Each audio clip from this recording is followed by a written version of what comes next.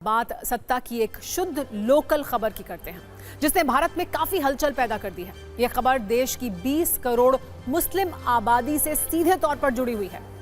रविवार से इसकी चर्चा शुरू हुई और 24 घंटे के अंदर यानी आज सोमवार को संसद से लेकर सड़क तक यह खबर ट्रेंड कर रही है। यह खबर वक्फ बोर्ड कानून में संशोधन की कोशिश से जुड़ी हुई है। सूत्रों के मुताबिक केंद्र सरकार वक्फ बोर्ड कानून में बड़े बदलाव करने वाली है। इसका विधेयक तैयार कर लिया गया है। इसे संसद के मौजूदा सत्र में कभी भी पेश किया जा सकता है। नए कानून के जरिए वक्फ बोर्ड को ज्यादा जवाबदेह बनाने की बात हो रही है। विपक्षी दल इसका विरोध कर रहे हैं। मुस्लिम समुदाय के लोग और मौलानाओं का एक बड़ा तबका इसके विरोध में है। हालांकि बदलाव क्या क्या होंगे इसकी तस्वीर अभी साफ नहीं है, लेकिन बदलाव जानने से पहले ही विरोध की गति में तीव्रता दर्ज की जा रही है। वक्फ बोर्ड कानून में बदलाव हो रहा है। मौलानाओं की चर्चा में हाहाकार है। वो सरकार पर मुसलमानों को टारगेट करने की बात कर रहे हैं। विपक्षी दलों की भाषा भी ऐसी ही है। वो कह रहे हैं कि सरकार हिंदू मुस्लिम नैरेटिव में लोगों को फंसाए रखना चाहती है।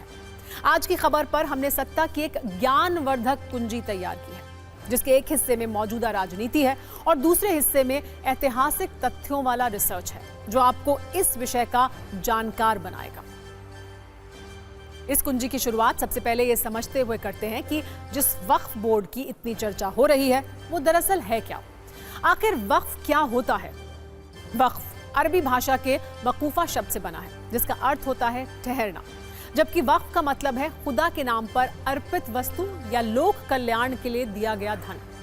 अगर हम आसान शब्दों में वक्फ का मतलब दान भी कह सकते हैं या समझ सकते हैं। दान की कई संपत्ति पर किसी का मालिकाना अधिकार नहीं होता, उसे अल्लाह की संपत्ति माना जाता है। वक्फ भी 3 तरह के होते हैं। पहला धार्मिक वक्फ, इसमें मस्जिद, मदरसे, कब्रिस्तान आदि आते हैं। दूसरा धर्मार्थ वक्फ, इसमें अस्पताल, स्कूल, गरीबों के लिए खाना और आश्रय आदि आते हैं। तीसरा प्राइवेट वक्फ, इसमें ऐसी संपत्तियां शामिल होती हैं जिनका उपयोग परिवार के सदस्य भी कर सकते हैं, लेकिन आमतौर पर धर्मार्थ उद्देश्यों के लिए ही इनका उपयोग किया जाता है। अब सवाल यह है कि वक्फ बोर्ड क्या होता है। वक्फ की जमीन यानी इस्लाम में जिन जमीनों या संपत्तियों को दान कर दिया जाता है उसकी देखभाल के लिए एक संस्था है जिसका नाम है वक्फ बोर्ड। यह संस्था वक्फ की जमीन का प्रबंधन संभालती है। एक बार यदि कोई व्यक्ति संपत्ति को वक्फ कर देता है तो फिर उसके बाद उसका उस संपत्ति को कभी वापस नहीं ले सकता। वक्फ बोर्ड उसे जैसे चाहे वैसे इस्तेमाल करता है।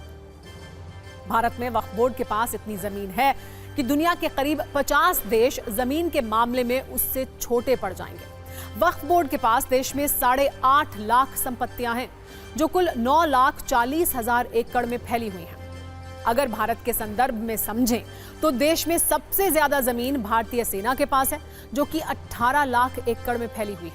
इसके बाद भारतीय रेलवे के पास 12 लाख एकड़ जमीन है और फिर 9 लाख एकड़ जमीन देश के अलग अलग वक्फ बोर्ड के पास मौजूद है। इसमें यूपी नंबर 1 पर है। यूपी वक्फ बोर्ड के पास 1,24,735 संपत्तियां हैं। कर्नाटक वक्फ बोर्ड के पास 33,147 संपत्तियां हैं। तेलंगाना वक्फ बोर्ड की बात करें तो वहां 32,158 संपत्तियां हैं। यानी 8.5 लाख संपत्तियों में से करीब 2 लाख संपत्तियां तो इन्हीं 3 राज्यों में हैं। अब जब इतनी संपत्ति है तो इसे मैनेज भी तो करना होगा, और यही काम वक्फ बोर्ड करता है। इसके लिए देश के पहले प्रधानमंत्री पंडित नेहरू के समय पूरी व्यवस्था बनाई गई थी। दरअसल वक्फ बोर्ड 2 स्तर पर होता है, एक केंद्रीय स्तर पर और दूसरा राज्य स्तर पर। केंद्रीय स्तर पर केंद्रीय मंत्री वक्फ बोर्ड के अध्यक्ष होते हैं, जबकि राज्य स्तर पर उस राज्य के मंत्री। सामान्य तौर पर अल्पसंख्यक कल्याण मंत्री के पास ही ये दर्जा भी होता है।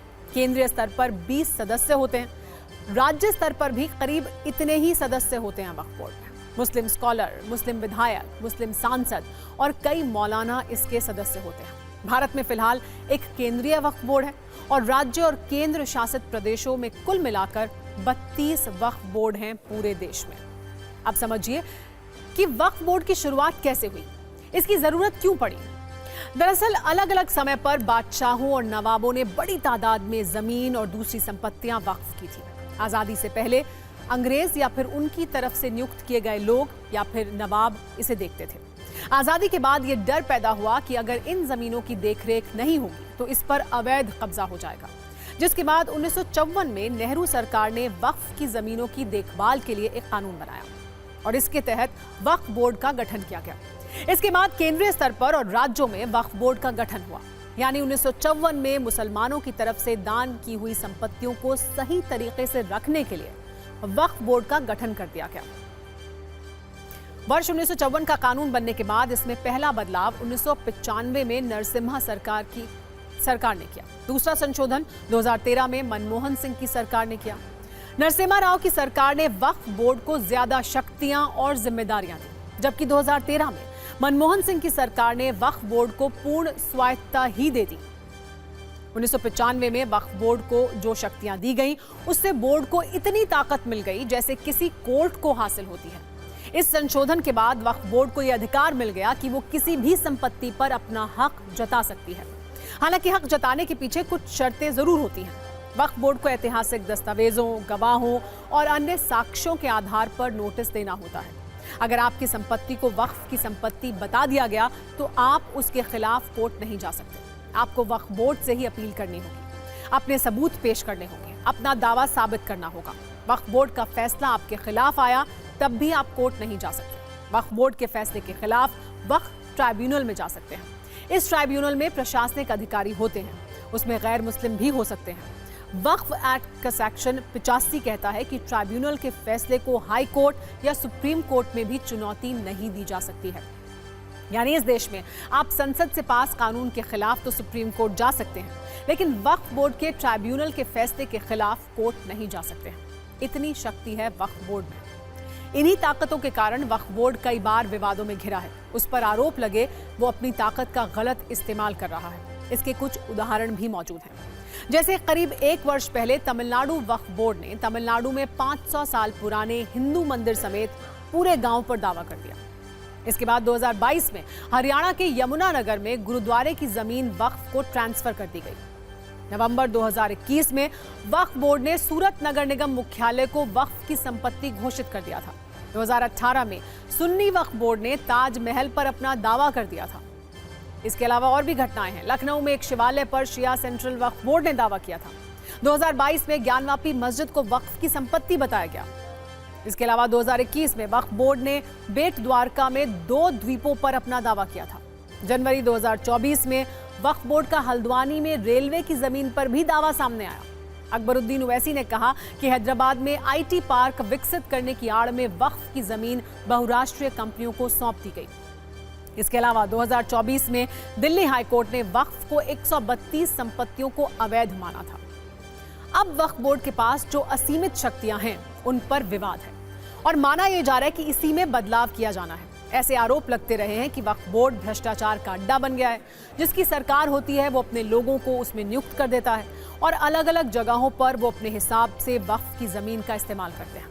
कहीं मनमाने तरीके से वक्फ की जमीन बेची जा रही है तो कहीं मनमाना किराया वसूला जा रहा है, जिसका कोई हिसाब किताब नहीं होता। लेकिन all India Muslim personal law board के मौलानाओं का कहना है कि वो किसी सरकारी हस्तक्षेप को बर्दाश्त नहीं करेंगे, जबकि विश्व हिंदू परिषद के अध्यक्ष आलोक कुमार कह रहे हैं कि वक्फ कानून में बदलाव जरूरी है। आज का कानून तो ऐसा है कि वक्फ बोर्ड किसी भी प्रॉपर्टी पर हाथ रख दे, उंगली रख दे, नोटिफिकेशन निकाल दे। इसमें एक छोटा प्रावधान जोड़ा है कि वक्फ बोर्ड जब किसी प्रॉपर्टी को ऐसा घोषित करना चाहेगा, इसका एक वेरिफिकेशन कर लिया जाएगा। मैं नहीं समझता कि इस पर कोई आपत्ति होनी चाहिए। बहुत कुछ हो रहा है। वक्फ की कई प्रॉपर्टीज पे सरकार ने और गैर सरकारी लोगों ने कब्जे कर रखे हैं। हम वो लड़ाई तो अलग लड़ ही रहे हैं, लेकिन अब अगर आप इसको ऐसा कर दें कि सरकार तय करेगी कौन सी प्रॉपर्टी वक्फ की है कौन सी नहीं है, तो फिर वक्फ की प्रॉपर्टी का तो अल्लाह ही हाफिज है। आप इंडायरेक्टली कह रहे हैं कि सरकार संपत्तियां लेना चाहती है। ये तो इंटेंशन जाहिर हो रहा है भाई। देखिए बहुत सारी वक्फ की प्रॉपर्टी प्राइम लोकेशन पर है। अब सरकार की नीयतें खराब हो रही है। वक्फ बोर्ड राजनीतिक दलों के वोटों की फसल काटने का भी हथियार रहा है, इसलिए चुनावों से पहले सरकार वक्फ बोर्ड को लाभ देती रही है। मार्च 2014 में लोकसभा चुनाव से ठीक पहले तत्कालीन यूपीए सरकार ने दिल्ली में वक्फ के दावे वाली 123 प्रमुख संपत्तियों को उसे ट्रांसफर कर दिया था। 2022 के काटीआई के मुताबिक 2015 से 2022 तक दिल्ली सरकार ने 101 करोड़ रुपए से ज्यादा की सार्वजनिक संपत्ति वक्फ बोर्ड को दी। और अब जब वक्फ बोर्ड कानून में संशोधन की खबरें आ रही हैं तो विपक्ष सवाल उठा रहा है। विपक्ष का सीधा आरोप है कि सरकार हिंदू मुस्लिम करना चाहती है।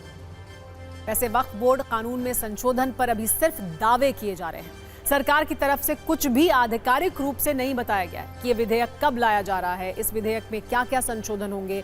इस पर मौलानाओं का जितना गुस्सा, जितनी नाराजगी और विपक्षी दलों का जो शोर आप सुन रहे हैं वो सिर्फ कयासों पर आधारित है।